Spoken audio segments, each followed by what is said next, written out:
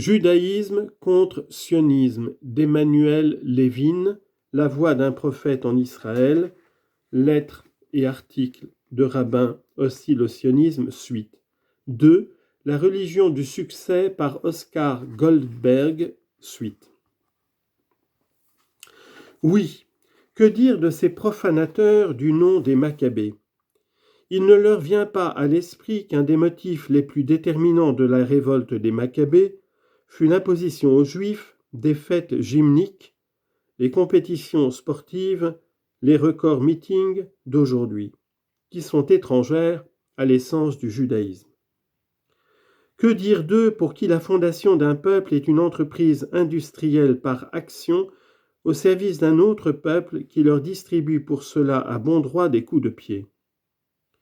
Que dire d'eux qui n'ont aucun sens des réalités et qui croient dans leur folie des grandeurs, qui sont capables de jouer à la grande puissance ? Et leur conception de l'avenir ? Ils proclament bruyamment et à haute voix « Nous voulons être comme les autres peuples ». La Torah désigne par cette phrase la propension des Juifs à imiter les méthodes d'autres peuples. Aujourd'hui, on appelle cela assimilation. Ces effets dans la Palestine sioniste sont industrialisation, économie basée sur le prêt à intérêt et la spéculation foncière. Le Pentateuque appelle cela « souiller le pays ». C'est précisément ce que faisaient les nationalistes juifs du temps du premier temple, quand les prophètes Isaïe et Jérémie leur prédisaient, conformément au Pentateuque, la fin terrible.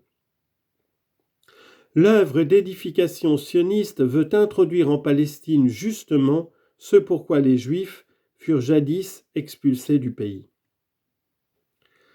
La religion juive, lourdement handicapée par l'emploi abusif de l'hébreu, langue culturelle comme langue véhiculaire, et l'affaiblissement des idées qui en résultent, sombre en Terre Sainte toujours plus dans l'indifférence.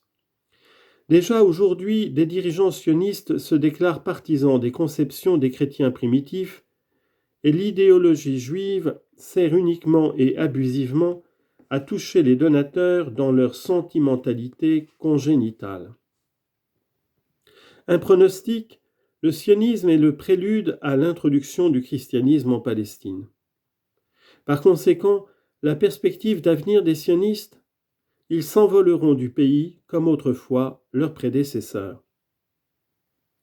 Voilà les partis. Nous ne parlerons pas ici des gens qui se situent entre ces partis, des partisans du compromis à tout prix, ceux qui prétendument attendent le Messie, ainsi que les explorateurs peu sérieux de la Bible qui sont à tu et à toi avec le Dieu absent. Tel est le tableau que présentent les partis du judaïsme actuel. Ils ne se combattent pas, mais au contraire sont pour l'essentiel d'accord entre eux, au crépuscule de la vie, tel est le titre de l'ouvrage hébreu d'un de leurs dirigeants. Ils sont d'accord parce que la mort unit les hommes. Existe-t-il dans ces conditions encore un quelconque espoir ? Il ne se trouve plus que chez l'homme simple à l'esprit non faussé, qui jusqu'à présent a, avec indifférence, laissé aller les choses comme elles vont, et qui est encore libre de toute idéologie quant à l'avenir.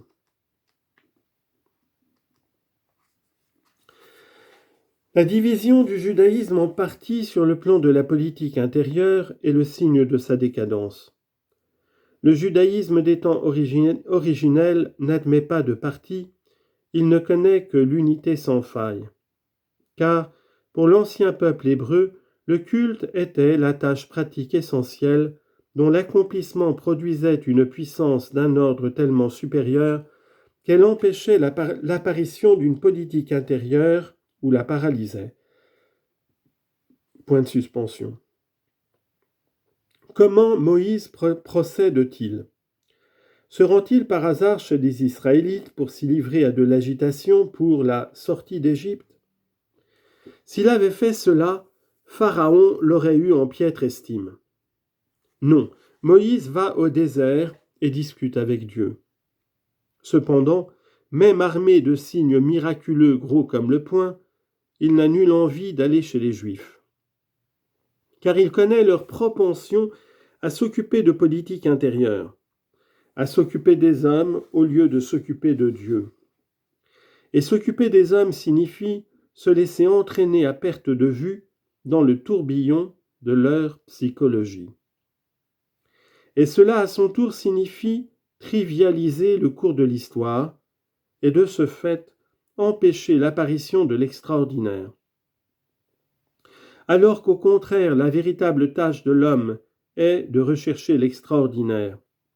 Or, l'extraordinaire n'est rien d'autre que la divinité elle-même. Que faut-il chercher ?